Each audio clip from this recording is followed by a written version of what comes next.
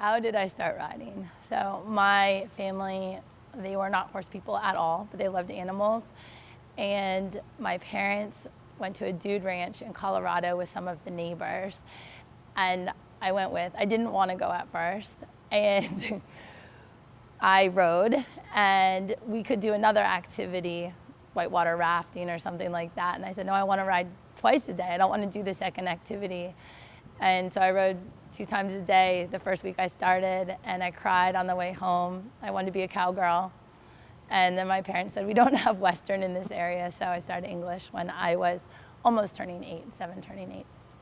I started at a local lesson barn, and then I leased a pony, and I was in pony club. And I started off eventing. I always wanted to be the first person to jump in the lesson because I was afraid if I went towards the end, then someone might fall off and our lesson would be cut short. I wanted to make sure I got all the jumps in that I could. I evented, and then I was 13 and I wanted to go prelim, and you had to be 14 to do prelim. So I started jumping more, and I just got lucky to be able to be introduced to some good professionals when I was younger, and they gave me horses to ride. Show jumpers. I grew up in a sports family. My dad's motto for his business was no guts, no glory.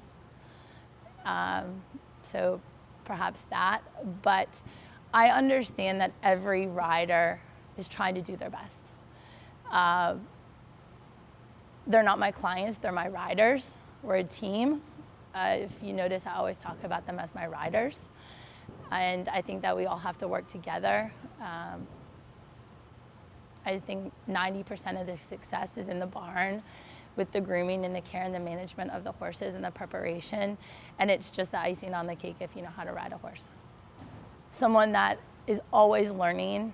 I mean, like you asked, how did I get into show jumping? I watch dressage, I watch eventing, I watch reining. I vaulted for a little bit when I was a kid.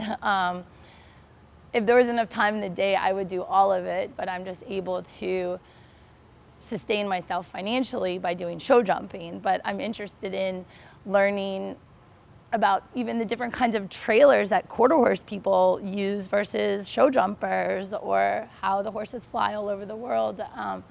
Just always caring for the horse first. I think that the horses need to be put away and washed up and bandaged in ice before we start to clean the tack. If we are short at the end of the day, the horses don't get shorted. I might say, okay, I couldn't ask my grooms at the end of indoors at the 11:30, 12 o'clock at night to stay 5 more minutes to do the tack. I'll be the last one to do that.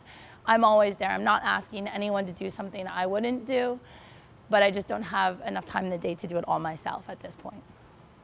How do I get nervous? I don't think I do, but I notice when I'm at bigger shows, I get very attentive to small details. Like I want the bottoms of my boots polished even. Like I get very hypercritical about small details being done or not being done. And using myself as an example, this spring I reached out to a sports psychologist, and they've given me different breathing exercises and just things to think about. If it's a small show, sometimes I wish I would be more nervous or take it more. Sometimes I don't have time to walk a course because I'm focused so much on one of my other riders in another ring. And then I short myself, and then I get a little bit nervous that I've shorted myself. I have no superstitions, no. I think the harder you work, the luckier you get. And no, I spend a lot of time with my horses. I spend more time, I think, than I see like in the FEI and stuff. If there's multiple tasks that need to be done at the same time, I always take the task that involves the horse. So I'll dole out the tack cleaning to my groom, but I want to be the one to pack the feed or bandage or something. I always look over my own horses myself.